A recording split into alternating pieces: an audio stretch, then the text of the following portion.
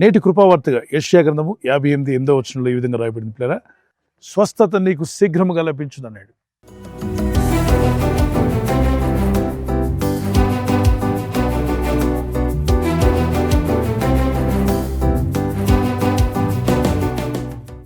శీఘ్రం అనే మాట ఎక్కువగా తమిళ్లో మనం వింటూ ఉంటాం. శీఘ్రమే వాంగ, శీఘ్రమే పోంగ అంటే వెంటనే, వెంటనే నీకు స్వస్థత కలుగున అర్థం.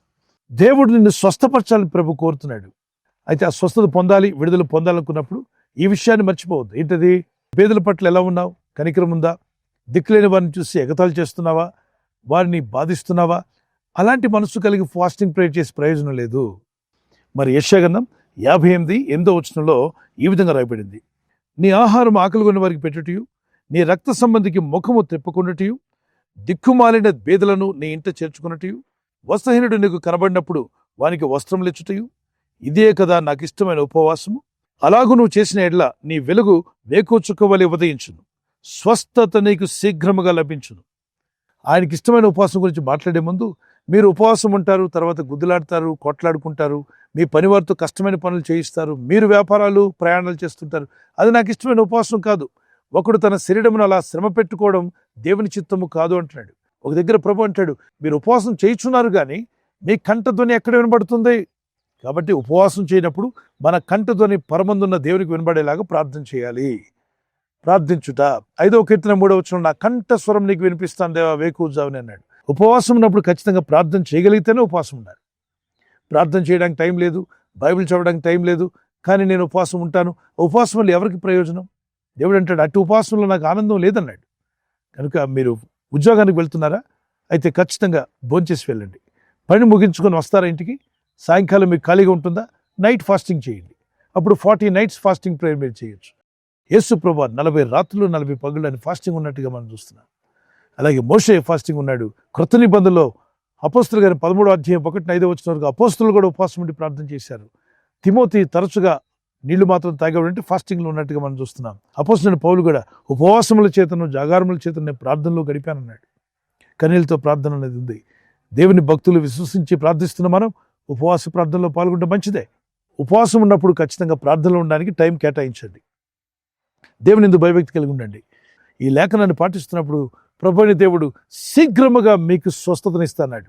Immediately may God heal you and bless you and set you free. ఒక కీర్తన పాడుకుందాం పిల్లరా. ఈ కీర్తన తర్వాత మనం వాక్య ధ్యానంతో ప్రార్థన చేసుకుందాం.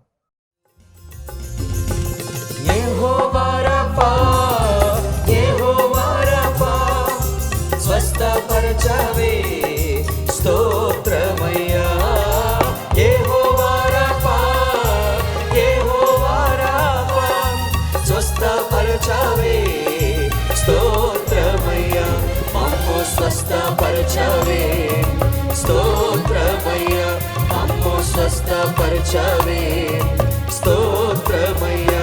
నిన్ను పూర్ణ మనసుతో ఆరాధింతు, నిన్ను పూర్ణ బలముతో ప్రేమించేదం, నిన్ను పూర్ణ మనసుతో ఆరాధింతు, నిన్ను పూర్ణ బలముతో ప్రేమించేదం.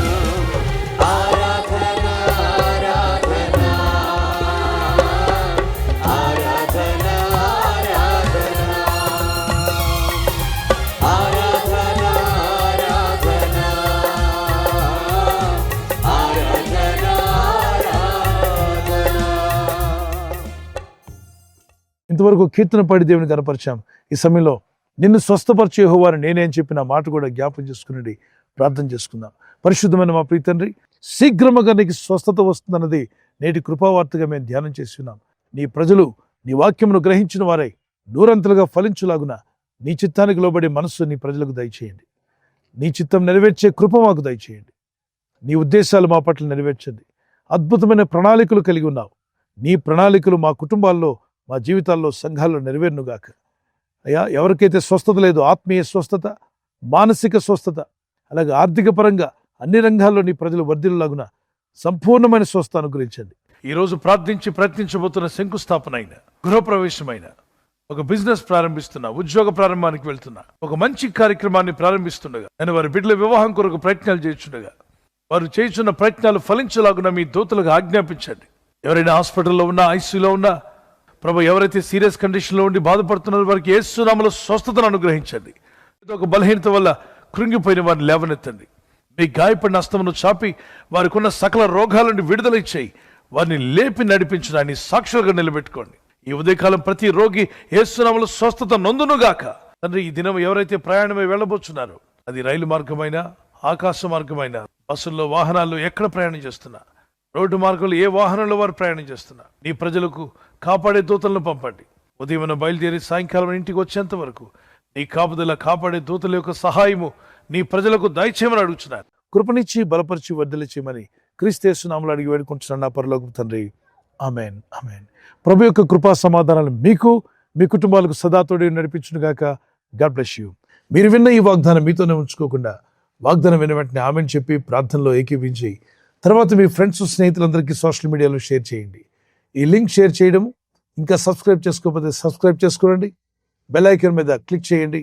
ప్రభు కృప మీకు తోడే నడిపించును గాక. God bless you.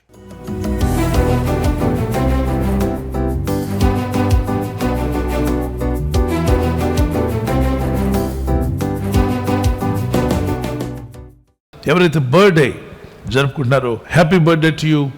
Many more returns of the day. May the lord continue to bless your life with a long life. ప్రభు మిమ్మల్ని దీవించి వర్ధిల్ల చేసి ఆస్వాదించి కాపాడును గాక. ఆమేన్. మీకు ఇచ్చిన వాగ్దానం 2 Chronicles chapter 20 verse 17. 2 దినవృత్తాంతం 20:17. యెహోవా దయచేయు రక్షణను మీరు చూచెదరు. భయపడకుడి, జడికుడి. Stand firm and see the deliverance the lord will give you. The Lord is going to give you a great deliverance. You will just stand and see in prayer. ప్రార్థనలో ఉంటూ మీరు వాటిని పొందుకుందురుగాక. May happy birthday to you. Many more returns of the day. May the Lord continue to bless you. Anniversary జరుపుకున్న వారికి happy anniversary. Many more returns of the day. ప్రభు రాకడ ఆలస్యమైతే silver jubilee, golden jubilee, platinum జరుపుకునే కృపా దంపతులని మీకు దేవుడు దయచేయునుగాక.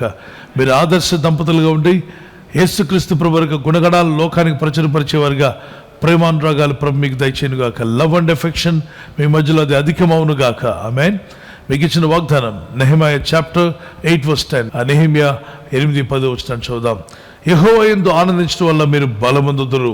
దుఃఖపడకుడి అని ముందు లైన్లో ఉంటుంది. దుఃఖపడకుడి, యెహోవా యందు ఆనందించడం వలన మీరు బలమొందుదురు. ఇక దుఃఖపడింది చాలు. ప్రభులో ఆనందించండి, స్తుతించండి, ప్రార్థించండి. భారం ఆయన మీద మోపండి.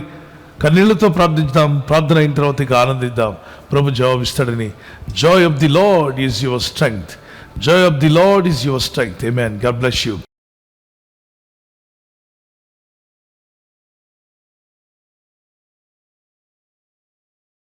ఈ ఛానల్ను మీరు సబ్స్క్రైబ్ చేసుకోవడం వలన 2 పనులు జరుగుతున్నాయి.